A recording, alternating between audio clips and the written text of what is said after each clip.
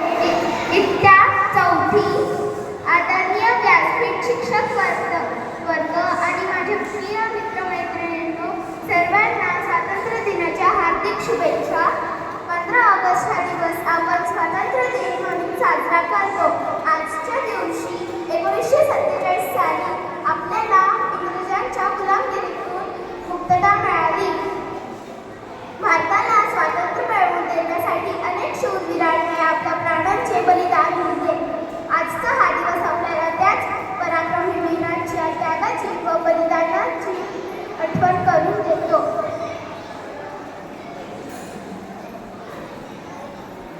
उत्सव 3 रंगाचा आभाळी असताना नतमस्तक मी त्या सर्वांचा ज्यांनी भारत देश घडविला.